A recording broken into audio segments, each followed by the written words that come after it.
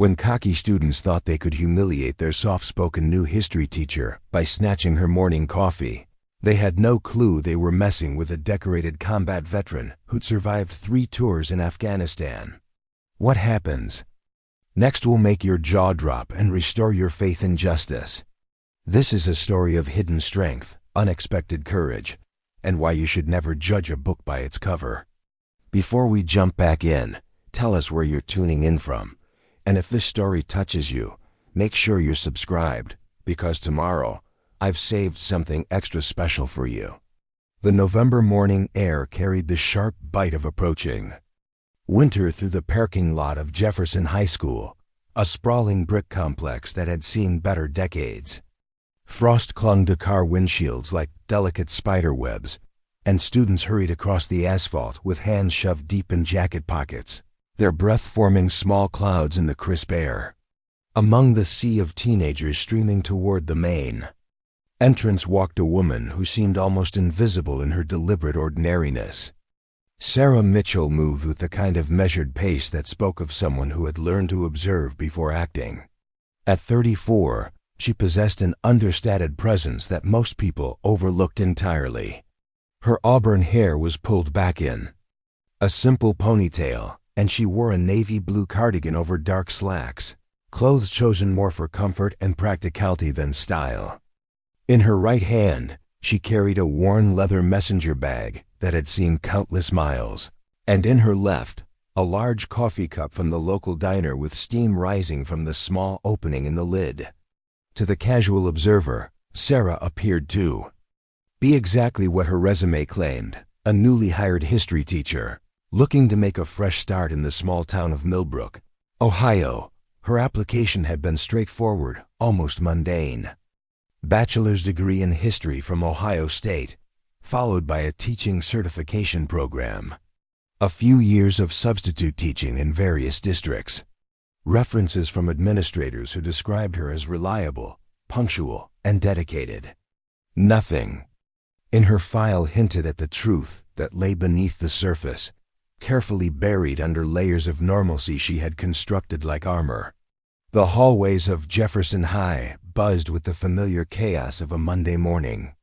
Locker doors slammed shut with metallic clangs, sneakers squeaked against polished linoleum floors, and conversations blended into a constant hum of teenage energy. Sarah navigated through the crowd with practiced ease, noting the social dynamics that played out in small gestures and glances. She had learned long ago to read people quickly, to assess threats and allies in seconds rather than minutes. Old habits, she reminded herself, trying to push down the hypervigilance that never quite left her.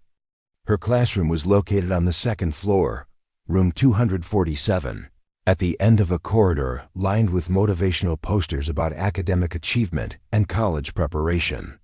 The space was small but functional, with 30 desks arranged in neat rows, facing a whiteboard that still bore faint traces of equations from the previous math teacher. Sarah had spent the weekend before her first day arranging the room to her liking, placing historical maps on the walls and setting up a small reading corner with books about different time periods and cultures. As she unlocked her classroom door and stepped inside, Sarah allowed herself a moment of quiet satisfaction. This was her sanctuary now, a place where she could channel her experiences into something positive, something that might help young minds understand the complexity of human nature and the importance of learning from the past. She set her coffee on the desk and began her morning routine, writing the day's agenda on the whiteboard in neat, precise handwriting.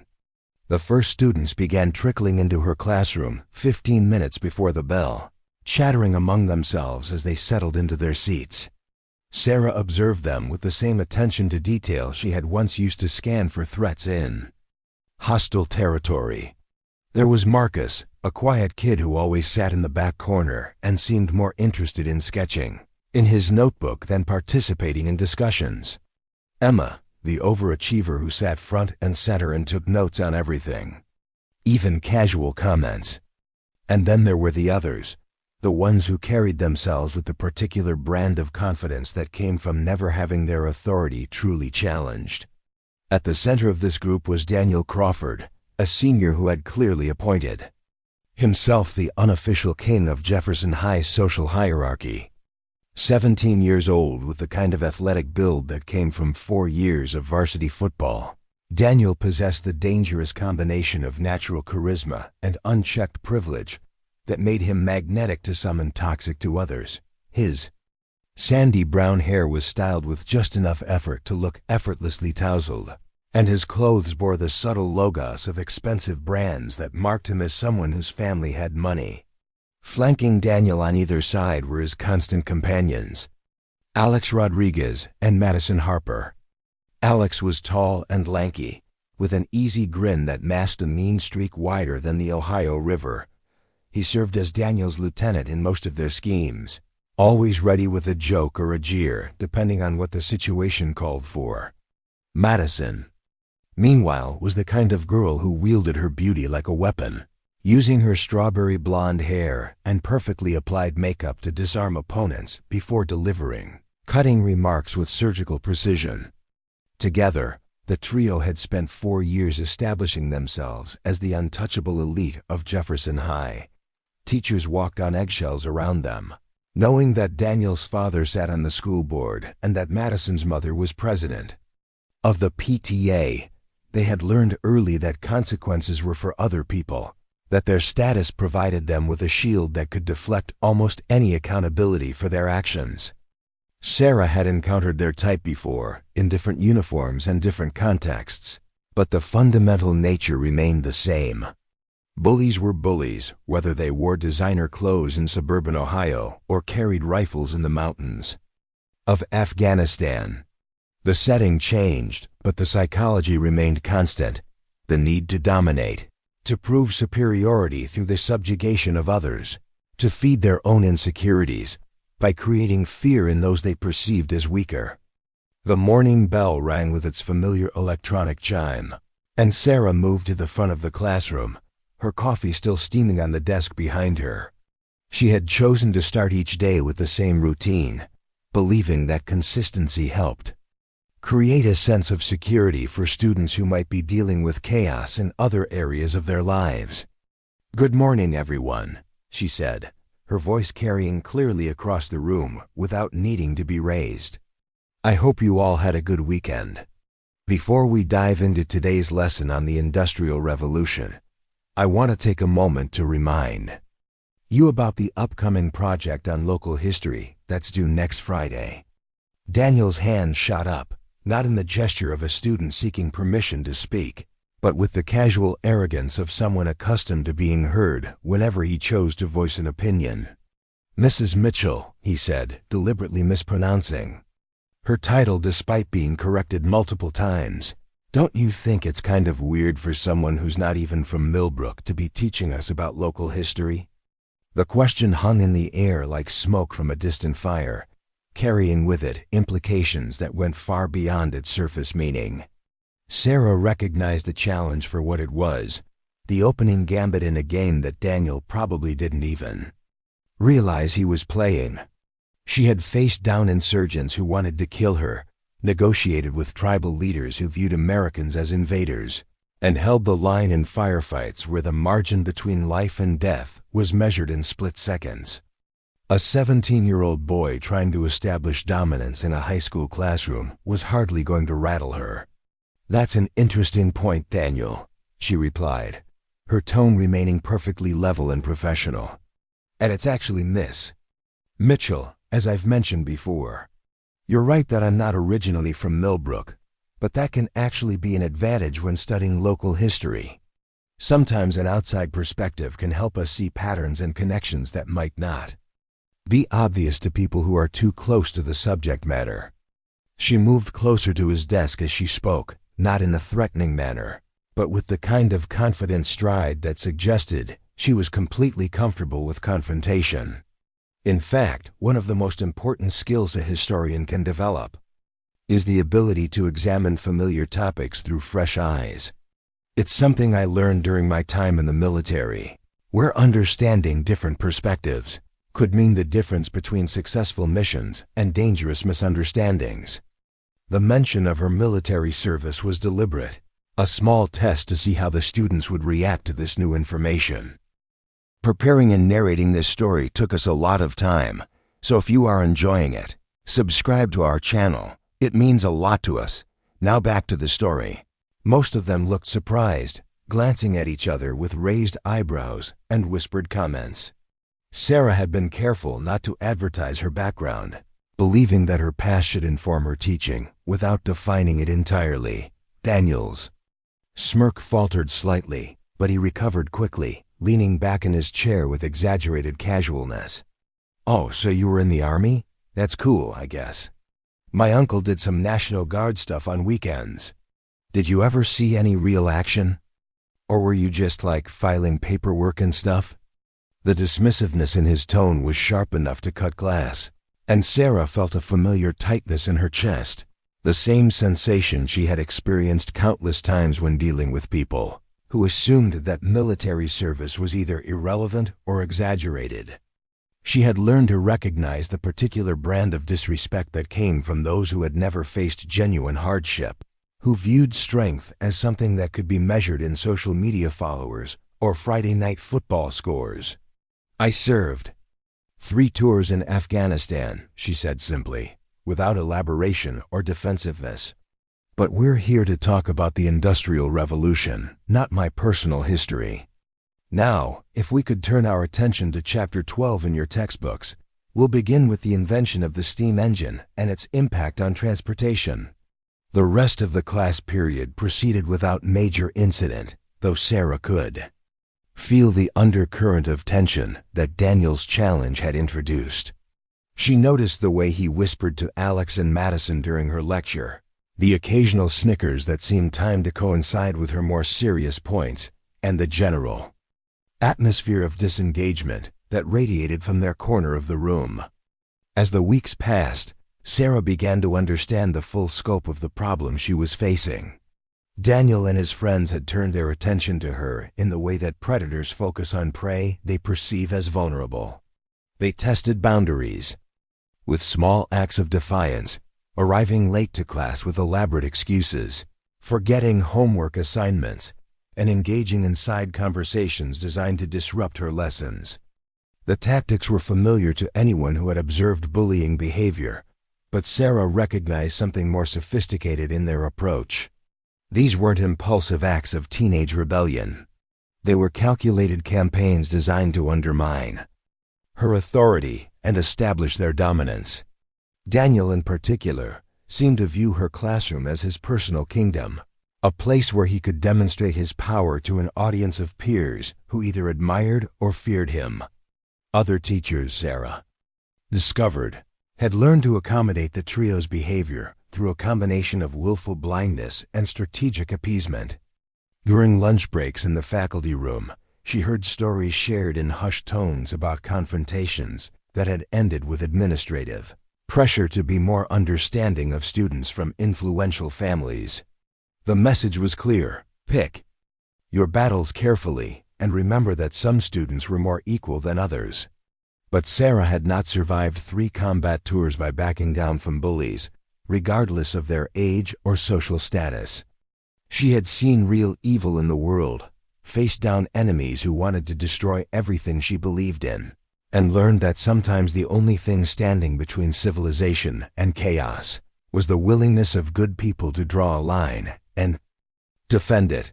The breaking point came on a Thursday morning in late November, when the Ohio weather had turned genuinely cold and the promise of Thanksgiving break hung in the air like morning mist. Sarah arrived at school earlier than usual, wanting to prepare for a particularly complex lesson on the causes of World War, one that would require multiple maps and timeline materials. Her morning coffee had become something of a ritual, a small pleasure that helped her transition from the solitude of her apartment to the controlled chaos of the school day. She purchased it from Murphy's Diner, a local institution that had been serving the community for over 40 years. The coffee was strong and black, the way she had learned to drink it during long nights on patrol when sugar and cream were luxuries that couldn't be counted on. Sarah was arranging materials on her desk when she heard the familiar sound of sneakers squeaking against linoleum in the hallway outside her classroom. The first period bell wouldn't ring for another 10 minutes. But some students preferred to arrive early and socialize before classes began. She didn't look up from her work until she heard voices directly outside her door, low and conspiratorial in a way that immediately triggered her situational awareness. "I'm telling you, it'll be hilarious," Daniel's voice carried clearly through. "The thin walls. She acts all tough with her military stories, but watch her freak out when something actually happens. What if she gets mad?" Madison's voice held a note of uncertainty, though whether from genuine concern or excitement was impossible to determine. "What's she going to do? Give us detention?" Alex's laugh was sharp and mocking. "My dad plays golf with the principal every Saturday. Besides, it's just a joke. If she can't handle a little humor, maybe she shouldn't be teaching high school." Sarah set down the papers she had been organizing and moved closer to the door, not to eavesdrop, but to position herself strategically for whatever was about to unfold. Her military training had taught her to always maintain awareness of potential threats, and every instinct she possessed was now alerting her to danger. The classroom door opened with its usual creak, and Daniel strode in with the confidence of someone who had never faced real consequences for his actions. Alex and Madison followed close behind, their expressions mixing anticipation with nervous energy. Several other students trailed in their wake, drawn by the promise of entertainment that hung in the air like electricity before a storm. "Good morning, Mrs. Mitchell," Daniel said, his tone dripping with false politeness. "Beautiful day, isn't it?" Sarah straightened to her full height, which at 5 feet 6 inches was unremarkable by most standards, but carried an unmistakable sense of contained power. "Good morning, Daniel. And it's Miss Mitchell, as you well know. Please take your seat so we can begin class when the bell rings." Instead of complying, Daniel moved closer to her desk, his eyes fixed on the coffee cup that sat beside her lesson plans. The steam had stopped rising from the lid, but the liquid inside was still hot enough to be dangerous in the wrong hands. Sarah felt her muscles tense involuntarily, her body preparing for action even as her mind worked to assess the situation. "You know," Daniel continued, seemingly oblivious to the change in her posture, "I've been thinking about what you said a few weeks ago about different perspectives and fresh eyes. I think maybe you need a fresh perspective on what it's like to be a student at Jefferson High." The words were barely out of his mouth when he reached for her coffee cup with both hands, his movements quick but clumsy in the way of someone who had never needed to consider the consequences of his actions. Later, Sarah would realize that he had probably intended nothing more than a juvenile prank, the kind of disruption that would embarrass her and establish his dominance while providing entertainment for his audience. But Sarah Mitchell was not just a high school history teacher. She was a combat veteran who had spent years in environments where split-second decisions meant the difference between life and death, where threats came without warning and hesitation could be fatal. Her body reacted before her conscious mind had fully processed what was happening, muscle memory and training taking over in the space between heartbeats. As Daniel's hands closed around the coffee cup, Sarah's right hand shot out with lightning speed, her fingers wrapping around his wrist with the kind of grip that could crush bones if she chose to apply pressure. The movement was so fast and precise that most of the students didn't even see it happen. One moment Daniel was reaching for the coffee, and the next he was frozen in place, his eyes wide with shock and something that might have been the first real fear he had ever experienced. "I wouldn't do that if I were you," Sarah said, her voice dropping to a tone that could have frozen fire. The words were quiet, almost conversational, but they carried the weight of absolute authority backed by the kind of experience that couldn't be faked or taught in any classroom. For a moment that stretched like eternity, the classroom was completely silent. Daniel's face had gone pale, and Sarah could feel his pulse racing beneath her fingers.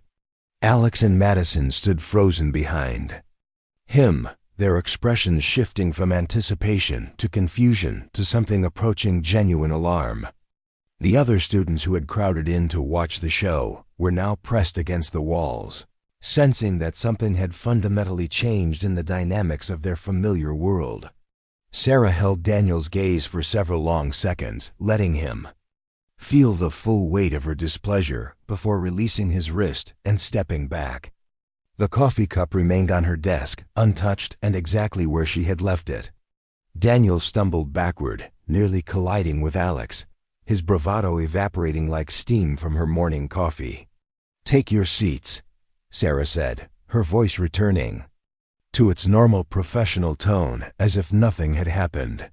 "All of you. Class begins in 3 minutes, and we have a lot of material to cover today." The students scattered to their desks with unusual speed, the earlier atmosphere of anticipation replaced by a tension that was almost palpable. Daniel slumped into his chair, rubbing his wrist where Sarah's fingers had gripped him, his eyes darting between her and his friends as if trying to understand what had just occurred.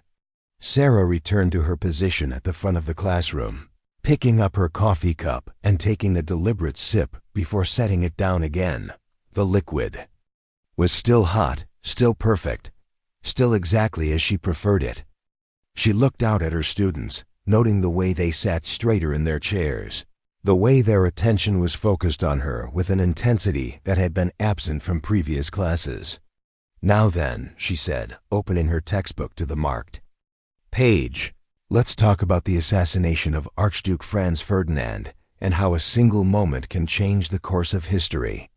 As she began her lecture, Sarah was acutely aware of the shift that had occurred in her classroom. The careful balance she had maintained between her past and present had been disturbed, and there would be consequences for what had just happened. Daniel and his friends would not simply accept this challenge to their perceived authority, and Sarah knew that she had just escalated a conflict that could have far-reaching implications for her new life in Millbrook. But she had also drawn a line, established a boundary that would be respected whether her students understood the reasons behind it or not. She had spent too many years in places where weakness invited violence, where bullies were emboldened by the absence of resistance, to allow these teenagers to create chaos in what should be a safe space for learning. The rest of the class period passed without incident, but Sarah could feel the undercurrent of tension that now ran through the room like an electrical current. Students who had previously ignored her lessons were now hanging on every word, their attention focused with laser intensity on the woman who had just demonstrated that she was far more than she appeared to be. When the bell rang and students began filing out of the classroom, Sarah noticed the way they moved around Daniel and his friends, the subtle shift in social dynamics that occurred when established hierarchy was suddenly called into question. Daniel himself lingered for a moment, his eyes meeting hers across the room with an expression that mixed confusion, anger, and something that might have been respect. As the last student left and the door swung shut behind them, Sarah allowed herself to exhale slowly, feeling the familiar weight of choices made and consequences accepted. She had managed to avoid violence, had resolved the immediate situation, without anyone getting hurt, but she knew that this was only the beginning. Her coffee sat cooling on the desk, steam no longer rising from the small opening in the lid. But the bitter taste in her mouth had nothing to do with the temperature of her morning beverage. She had hoped to leave her military past behind, to build a new identity as simply Sarah Mitchell, high school teacher. But some experiences change you so fundamentally that they become part of your DNA, written into your reflexes and your instincts, in ways that can never be completely erased. Outside her classroom window, she could see students moving across the courtyard between buildings, their laughter and conversations creating the familiar soundtrack of teenage life. Most of them would go through their entire high school experience without ever facing genuine adversity, without ever having to test the limits of their courage, or discover what they were truly capable of when pushed to their breaking point. Sarah envied them that innocence, even as she recognized her responsibility to protect it. She had seen too much of the world to believe that kindness and good intentions were always enough to prevail against those who would exploit weakness for their own gain.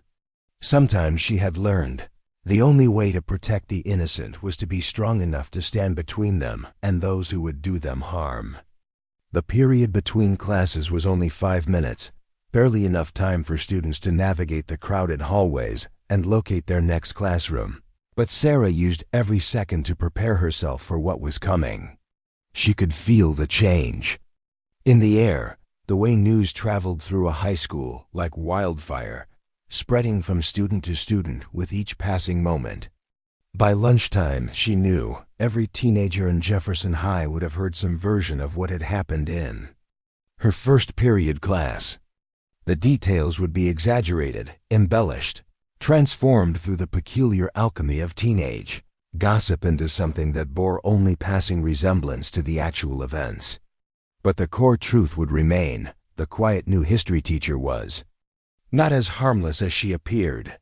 As her second period students began filing into the classroom, Sarah noticed subtle differences in their behavior. They moved more quietly, settled into their seats more quickly, and focused their attention on her with an intensity that had been absent from previous classes.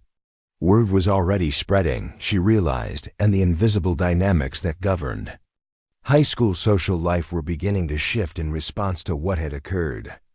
The morning continued without further incident, but Sarah remained alert to the undercurrents of tension that now flowed through her interactions with students.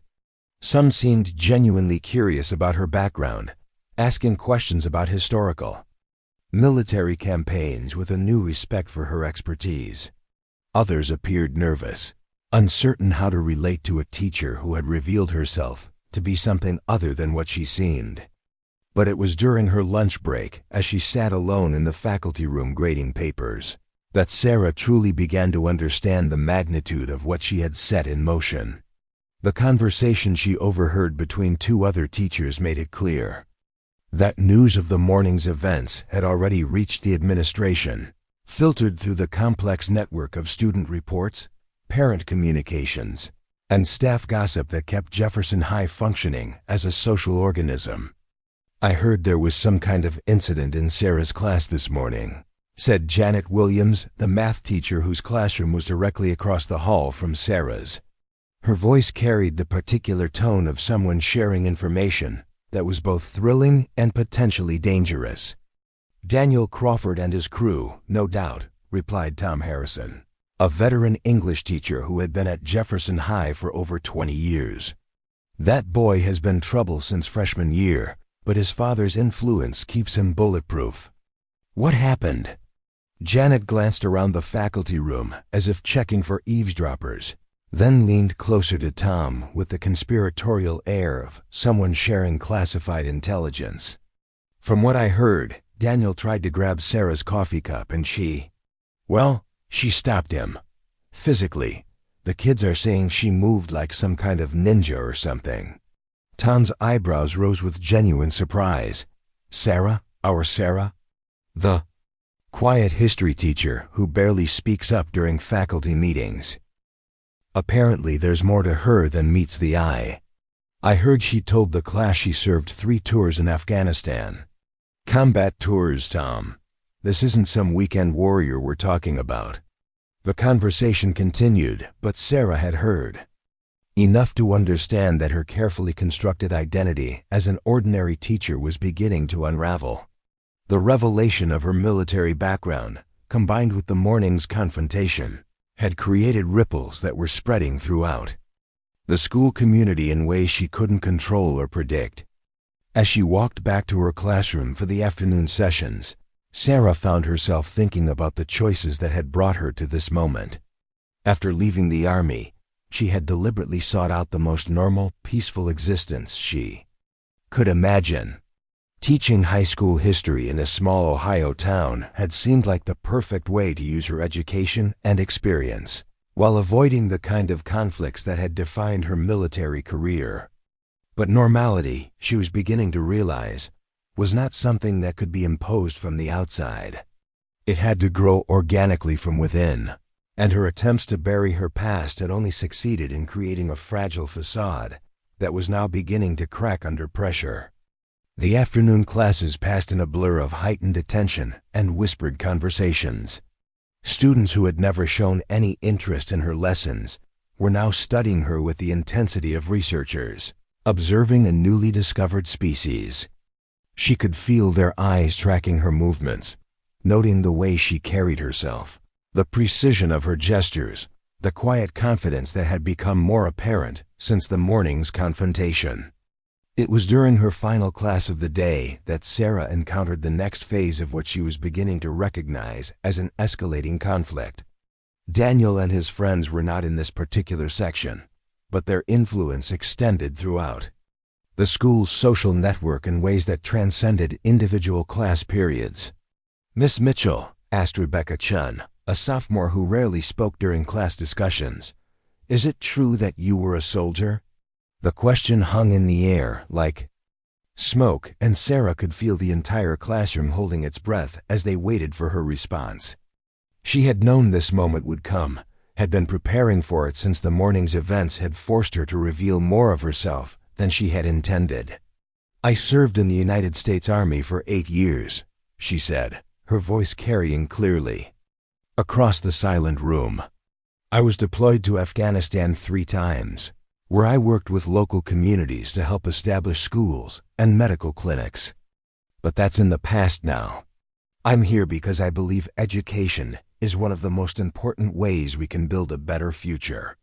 The answer was truthful as far as it went, but Sarah knew it only scratched the surface of her actual experiences.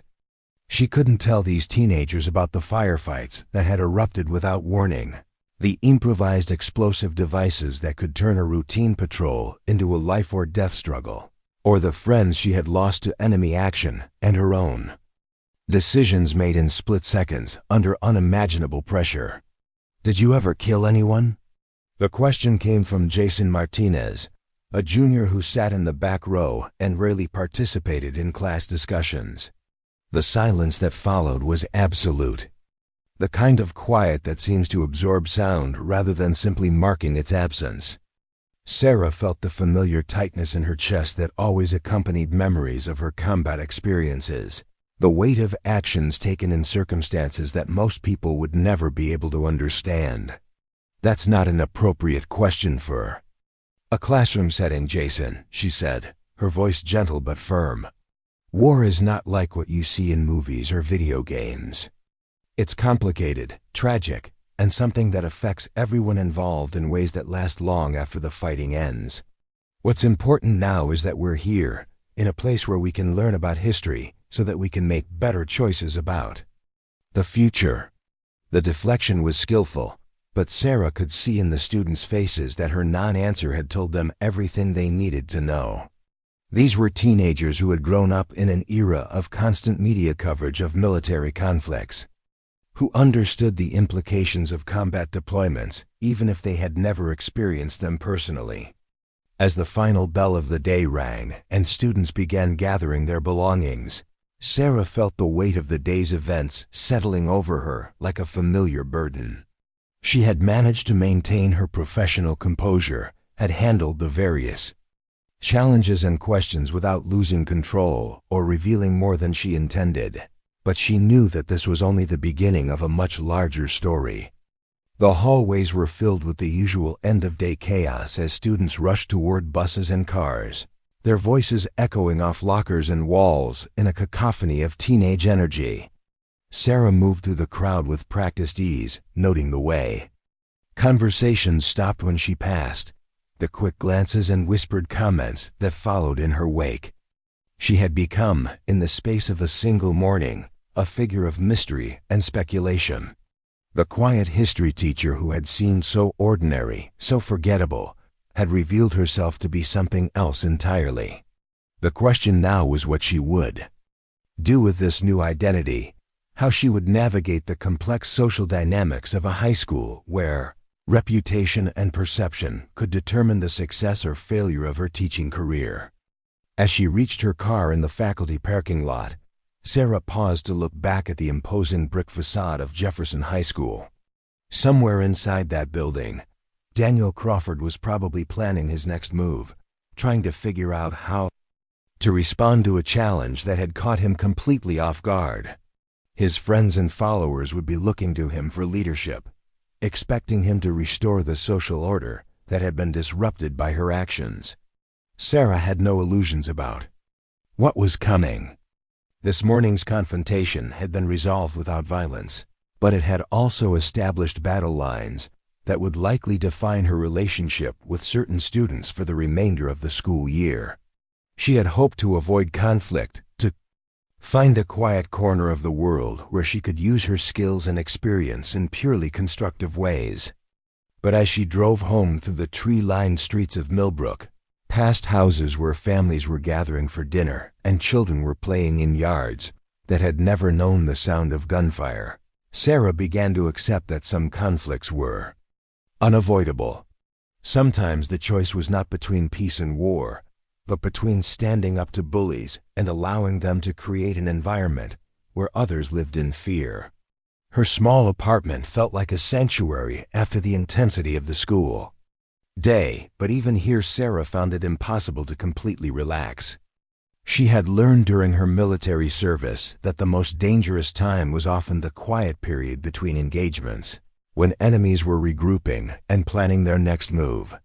As she prepared her dinner and graded papers for the next day's classes, Sarah's mind kept returning to the moment when she had grabbed Daniel's wrist, stopping his reach for her coffee cup with a speed and precision that had surprised even her.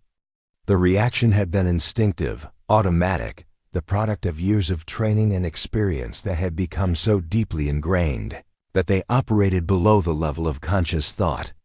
She had spent the last 2 years trying to leave that part of herself behind, to build a new identity as someone who resolved conflicts through discussion and understanding rather than decisive action. But today had reminded her that some aspects of personality, some fundamental approaches to dealing with threat and challenge, could not simply be discarded like old clothes that no longer fit. The evening news played in the background as she worked, the familiar litany of global conflicts and political disputes that had formed the backdrop to her adult life. Sarah found herself thinking about the young soldiers who were currently serving in places she had once called home, facing the same kinds of challenges and making the same kinds of split-second decisions that had once defined her days. She wondered, sometimes, if she had been naive to think that she could leave all of that behind, that she could transform herself into someone whose greatest challenges involved lesson plans and parent conferences rather than life-and-death choices made under fire. The skills and instincts that had kept her alive in Afghanistan were not easily set aside, and perhaps it was unrealistic to expect them to remain dormant when faced with any kind of threat, however minor it might seem in comparison to combat. As night fell over Millbrook and the sounds of suburban life gradually quieted into the peaceful silence that had first attracted her to this community, Sarah found herself preparing for tomorrow with the same methodical attention to detail that had once characterized her mission planning. She would need to be ready for whatever Daniel and his friends might attempt, would need to maintain her professional composure while remaining alert to potential escalations. The coffee cup from that morning sat in her kitchen sink, empty now but still carrying the weight of the moment when it had become the focal point of a confrontation that had changed everything. Tomorrow she would brew another cup, would carry it to school as part of her morning routine, but she knew that it would never again be simply a beverage to help her start the day. It had become a symbol, a line drawn in the sand, a reminder that some boundaries were worth defending regardless of the consequences. And as Sarah finally settled into bed, listening to the wind rustling through the bare branches of the oak tree outside her bedroom window, she began to plan for a war she had hoped never to fight again. The next morning arrived with the kind of bitter cold that made Ohio winters legendary, transforming the parking lot of Jefferson High into a skating rink of black ice and frozen puddles. Sarah Mitchell walked across the treacherous surface with the sure-footed confidence of someone who had navigated far more dangerous terrain, her breath forming small clouds that dissipated quickly in the sharp air. In her hand she carried the same large coffee cup from Murphy's Diner, steam rising from the lid like a banner of defiance. The hallways buzzed with an energy that felt different from the usual Monday morning chaos. Conversation stopped mid-sentence when Sarah passed, only to resume in urgent whispers once she was out of earshot. She had become the subject of speculation and rumor, transformed overnight from invisible new teacher to the central figure in a drama that was still unfolding. Some students watched her with newfound respect, others with curiosity, and a few with the kind of wariness usually reserved for wild animals that might be dangerous if provoked. Daniel Crawford was waiting for her outside classroom 247, leaning against the wall with studied casualness that didn't quite hide the tension in his shoulders. His usual confident smirk had been replaced by something harder, more calculating. Behind him stood Alex and Madison, their expressions mixing anticipation with uncertainty. Word had clearly spread about the previous day's confrontation, and Sarah could see in their postures that they had spent considerable time planning their next move. "Good morning, Miss Mitchell," Daniel said, his voice carrying a false politeness that was sharp enough to cut glass. He stepped away from the wall. As she approached, positioning himself directly in her path, "I was hoping we could have a little chat before class starts." Sarah stopped 3 feet away from him, close enough to demonstrate that she wasn't intimidated, but far enough to maintain a safe distance if the situation escalated. Her free hand hung loosely at her side, ready to react if necessary. Well, her eyes took in not just Daniel, but his companions and the growing crowd of students who had gathered to witness whatever was about to unfold. "Of course," she replied, her tone remaining professionally neutral. "What did you want to discuss?" Daniel's smile widened, but there was nothing warm or friendly about the expression. "I was thinking about what happened yesterday, and I realized I might have given you the wrong impression. See, I wasn't trying to cause any trouble. I was just being friendly, trying to help out a new teacher who seemed a little overwhelmed." The lie was so blatant, so obviously calculated for the benefit of the audience they had attracted, that Sarah almost admired its audacity. Daniel was attempting to rewrite history, to transform his aggressive grab for her coffee into an act of kindness that had been misunderstood. It was a sophisticated manipulation, the kind of gaslighting that required both intelligence and complete moral flexibility. "That's very thoughtful of you, Daniel," Sarah said, matching his false sincerity with her own measured response. "But I can assure you that I'm not overwhelmed. I'm exactly where I need to be, doing exactly what I'm trained to do." The emphasis on the word trained was subtle but unmistakable, a reminder that her qualifications extended far beyond a teaching certificate and a college degree. She saw Daniel's jaw tighten slightly, the first crack in his carefully constructed facade. "Right, your military training," he said, his voice taking on a mocking edge that drew approving snickers from his friends. "That must have been really impressive, teaching Afghan kids their ABCs and handing out medical supplies. Very heroic stuff." The words hung in the air like poison gas, spreading through the gathered crowd with the speed of wildfire. Sarah felt the familiar tightness in her chest that always accompanied memories of her deployments, but this time it was mixed with something else, anger. Not the explosive rage that could lead to violence, but the cold, controlled fury of someone who had learned to channel strong emotions into decisive action. "You're absolutely right," she said, her voice remaining perfectly calm despite the storm building inside her. "Teaching children to read and providing medical care are heroic acts.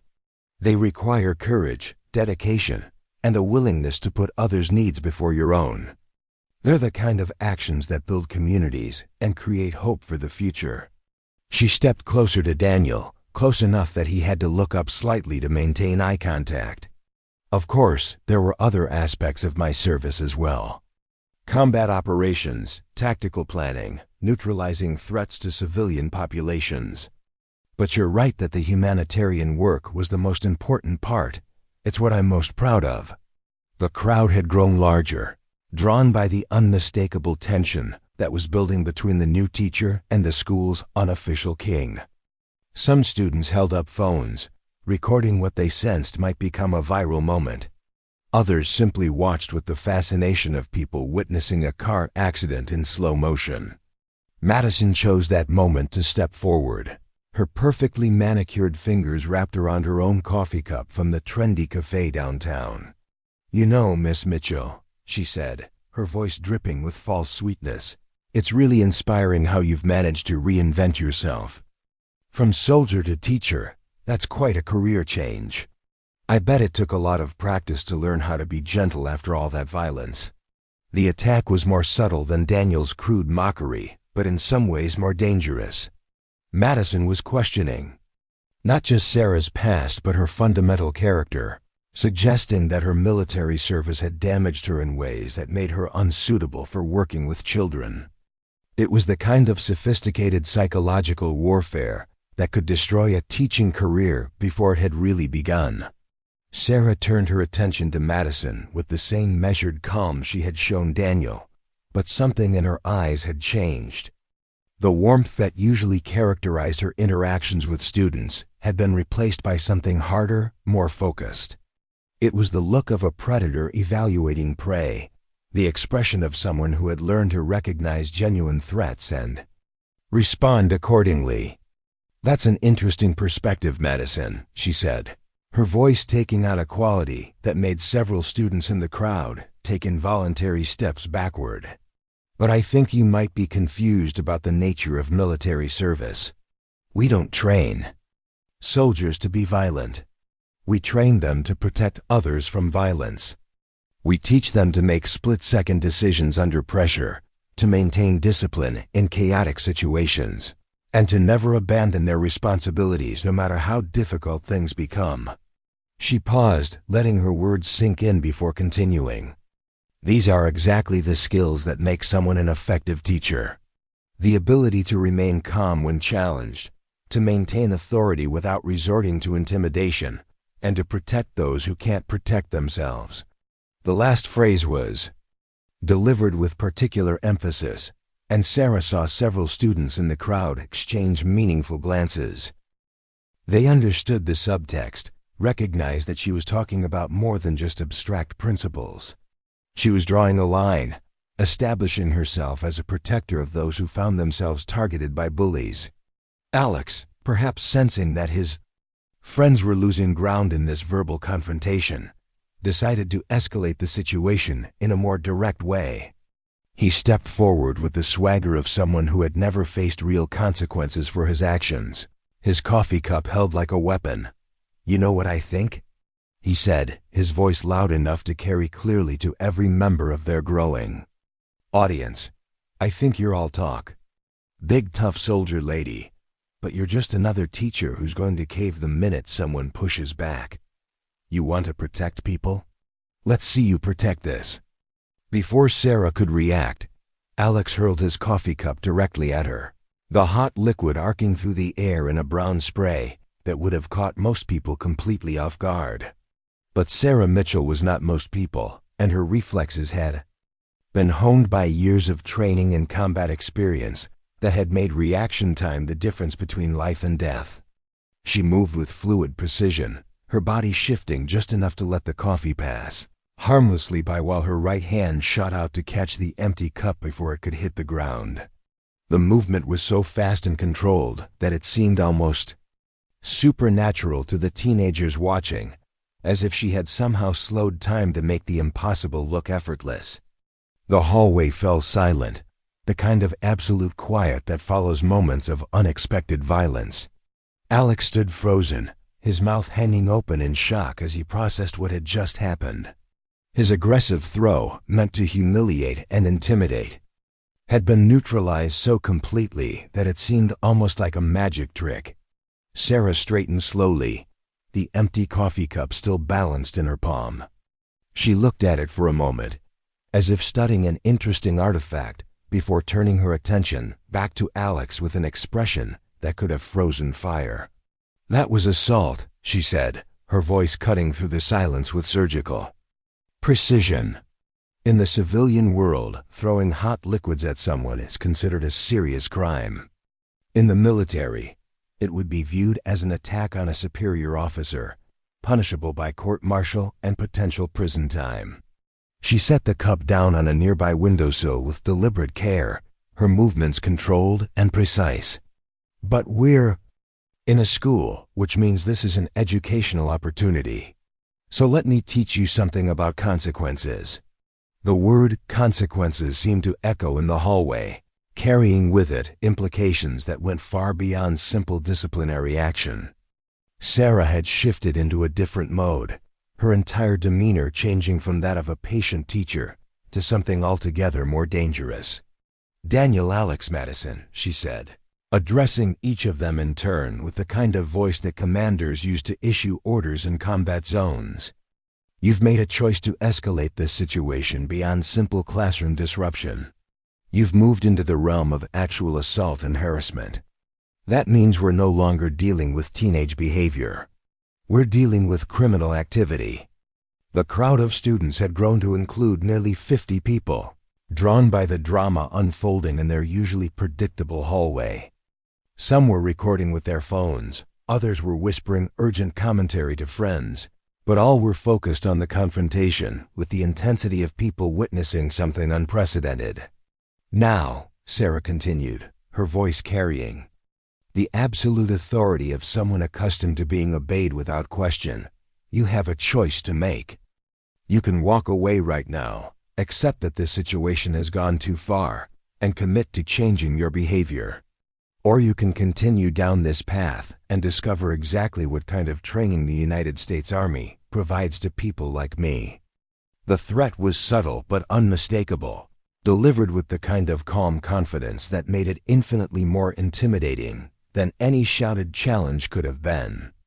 Sarah was not promising violence, but she was making it clear that she possessed capabilities that went far beyond what these teenagers could comprehend or handle. Daniel's face had gone pale, but his pride and reputation were at stake in front of an audience that included most of the school's social elite. He couldn't simply back down without losing everything he had spent 4 years building. His hands clenched into fists at his sides, and Sarah saw the moment when he made his decision. "You don't scare me," he said, his voice cracking slightly. Despite his attempt to sound confident, "I don't care what you did in Afghanistan or anywhere else. This is my school, and you're just another teacher who thinks she's hot stuff because she has some old war stories." He stepped closer, invading her personal space in a way that was clearly meant to intimidate. "You want to talk about consequences? My father sits on the school board. My family has donated thousands of dollars to this place. One phone call from me, and you'll be looking for a new job before lunch." The threat was real and substantial. Sarah knew that politics and influence played a significant role in educational environments, and that powerful families could indeed make life difficult for teachers who crossed them. But she had faced down insurgents who wanted to kill her, had made life and death decisions under enemy fire, and had learned that some principles were worth defending regardless of the personal cost. "That's certainly your right," she said, her voice remaining perfectly level despite the magnitude of what he was threatening. "But before you make that call, you might want to consider whether your father will be proud to learn that his son physically assaulted a military veteran in front of 50 witnesses, all of whom have phones capable of recording video." She gestured slightly toward the crowd, drawing Daniel's attention to the forest of smartphones that were indeed capturing every word and gesture of their confrontation. "I'm sure the local news stations would find that story very interesting, especially if it comes out that the school administration failed to take appropriate action when presented with clear evidence of assault and harassment." The color drained from Daniel's face as he realized the trap he had walked into. In the age of social media and viral videos, his actions could be broadcast to the entire community within hours.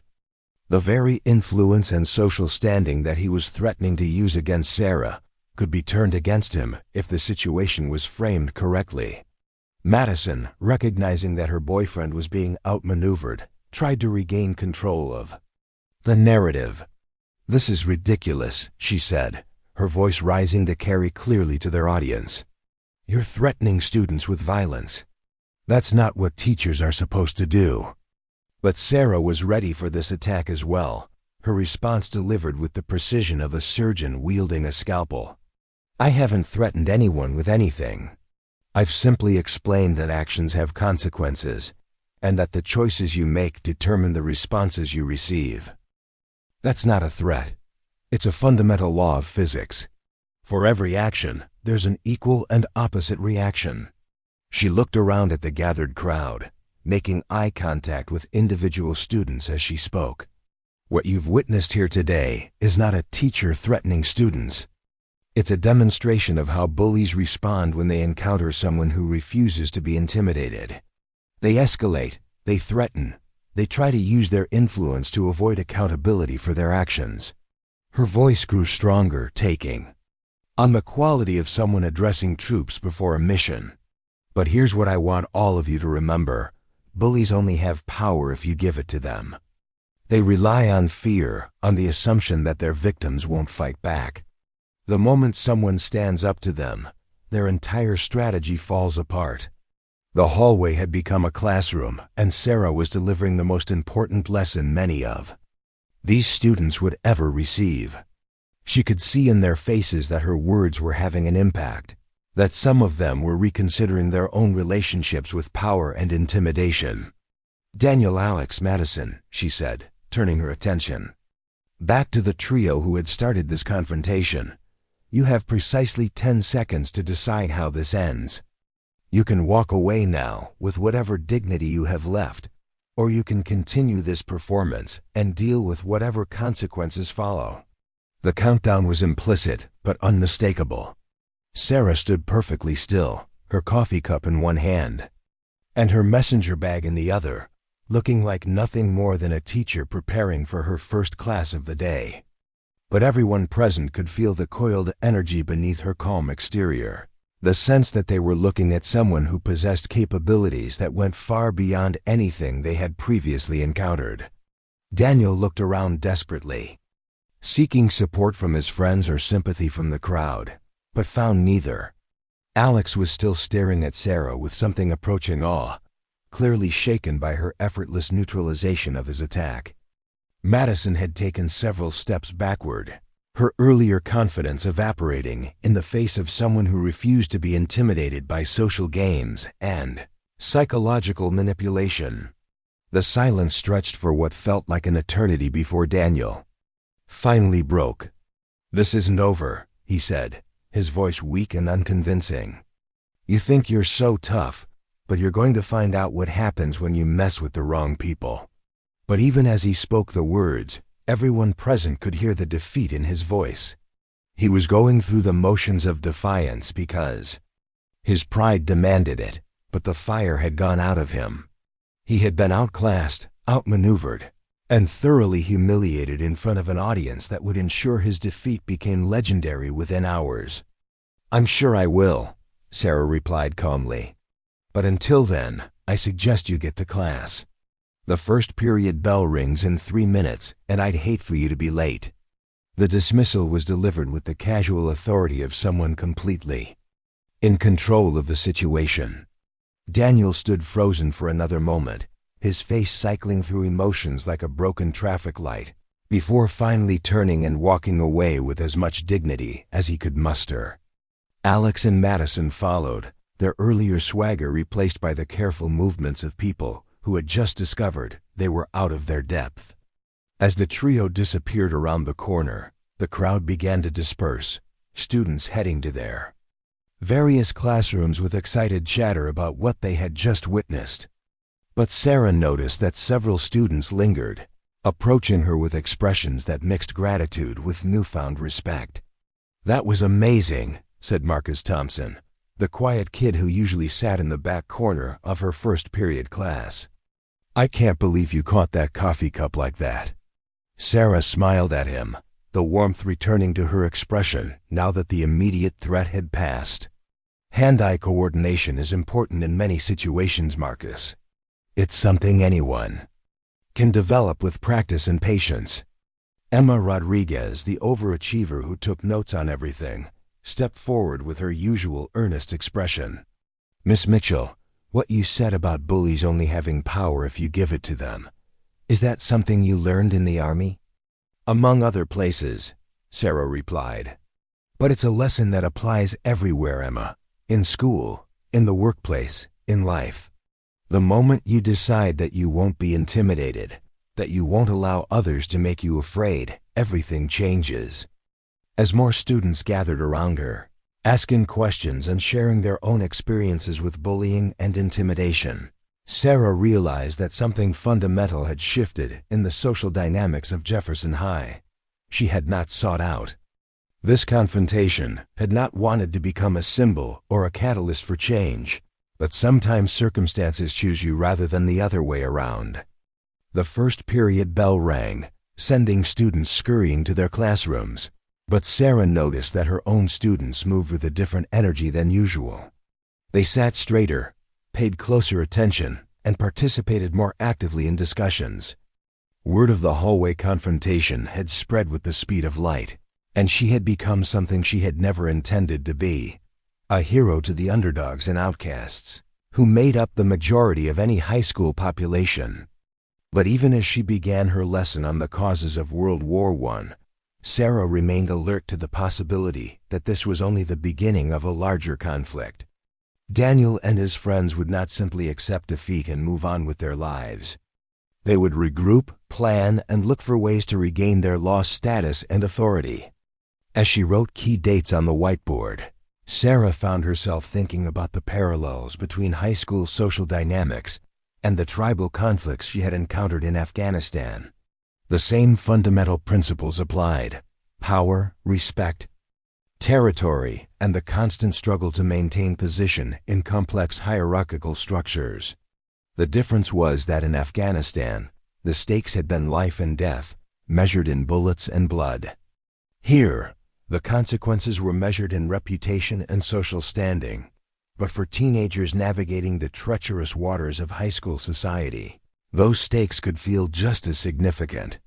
By lunchtime, Sarah's actions had become the dominant topic of conversation throughout Jefferson High. Students who had never spoken to her before were approaching her in the hallways, some seeking advice about their own bullying situations, others simply wanting to express their admiration for someone who had finally stood up to the untouchable elite. But Sarah was also aware of the other conversations taking place, the whispered consultations among Daniel's supporters and the nervous discussions among faculty members who were unsure how to handle a situation that fell outside their normal experience. She had upset the established order, challenged the informal power structures that kept the school functioning according to its traditional patterns. As she sat alone in the faculty room during her lunch break, grading papers and trying to maintain some semblance of normalcy, Sarah heard her name mentioned in a conversation between two administrators who had clearly not noticed her presence. "The Crawford boy's father called this morning," said Principal Harrison, his voice carrying the weary tone of someone dealing with problems he had hoped to avoid. "He wants to know what we're going to do about the new history teacher who allegedly threatened his son." "Allegedly?" replied Assistant Principal Davis. "There were 50 witnesses, Tom. Half of them have video on their phones. Whatever happened in that hallway this morning, it wasn't subtle." Sarah continued grading papers, her expression neutral, but every word of their conversation was being carefully cataloged and analyzed. She had expected pushback from the administration, had known that challenging students from influential families would create political complications for everyone involved. "The problem is," Principal Harrison continued, "the video evidence doesn't support Crawford's version of events. If anything, it makes his son look like the aggressor." The Mitchell woman handled herself professionally throughout the entire confrontation. Professionally? Davis sounded skeptical. Tom, she caught a thrown coffee cup out of Metter like she was some kind of ninja. That's not normal teacher behavior. Maybe not, Harrison admitted, but it's not grounds for disciplinary action. Either. She didn't lay a hand on any of those kids, didn't raise her voice, didn't do anything that could be construed as inappropriate conduct. Hell, if more teachers could handle disruptions that effectively, we have fewer problems in this place. The conversation continued, but Sarah had heard enough to understand her position. The administration was caught between the political pressure from influential families and the clear evidence that she had acted appropriately in a difficult situation. As long as she continued to handle herself professionally, she would likely have their support, but any misstep could tip the balance against her. The afternoon classes proceeded without major incident, but Sarah could feel the undercurrent of tension that now ran through every interaction. Students were more respectful, more attentive, but there was also a wariness in their behavior that suggested they were still processing the morning's events and trying to understand what it meant for their own relationships with authority. It was during her final class of the day that Sarah encountered the next phase of what she was beginning to recognize as a carefully orchestrated campaign. Rebecca Chun, the quiet sophomore who had asked about her military service the previous day, approached her desk after the dismissal bell with an expression that mixed concern with curiosity. "Miss Mitchell," she said, her voice barely above a whisper, "I wanted to thank you for what you did this morning. Daniel and his friends, they've been making life miserable for a lot of us, and nobody ever stood up to them before." Sarah set down her pen and gave Rebecca her full attention, recognizing the courage it had taken for this shy student to speak up. "Thank you for telling me that, Rebecca. But you should know that standing up to bullies isn't something that only adults can do. You have more power than you realize." Rebecca nodded, but her expression remained troubled. "There's something else, though. Something I think you should know about." She glanced around the empty classroom as if checking for eavesdroppers, then leaned closer to Sarah's desk. "I heard Daniel talking to some of his friends during lunch. They're planning something for tomorrow. Something about making you look bad in front of the whole school." The warning was delivered with genuine concern, and Sarah appreciated both the information and the courage it had taken to share it. But she was not surprised by the news. She had expected retaliation, had been preparing for escalation since the moment she had first grabbed Daniel's wrist the previous day. "Thank you for telling me, Rebecca," she said, her voice calm and reassuring. "I'll be ready for whatever they have planned. But I want you to promise me something. Don't get involved in whatever happens. Stay away from any confrontations, and make sure your friends do the same. This is between me and them."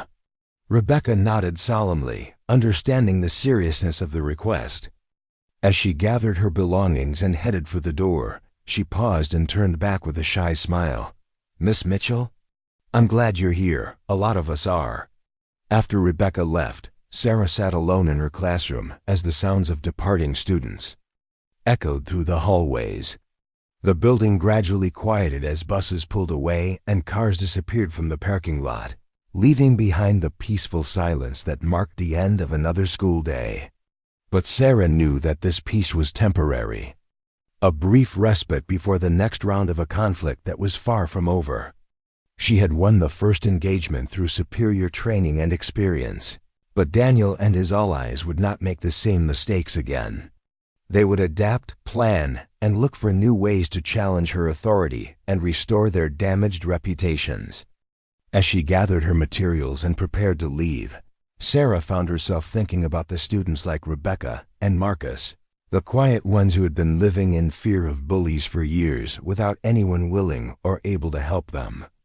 She had not come to Jefferson High seeking a fight, but now that one had found her, she was determined to see it through to its conclusion. The parking lot was nearly empty as she walked to her car, her footsteps echoing off the asphalt in the cold evening air. Tomorrow would bring new challenges, new tests of her resolve and her ability to maintain her professional composure while protecting those who needed protection. But as Sarah drove home through the quiet streets of Millbrook, past houses where families were gathering for dinner and children were safe from the kind of predators that prowled high school hallways, she felt a familiar sense of purpose settling over her. She had found her mission again, her reason for being here in this small Ohio town. Some battles, she had learned, were worth fighting regardless of the personal cost. And this was one of them. Up next, you've got 2 more standout stories right on your screen. If this one hit the mark, you won't want to pass these up. Just click and check them out.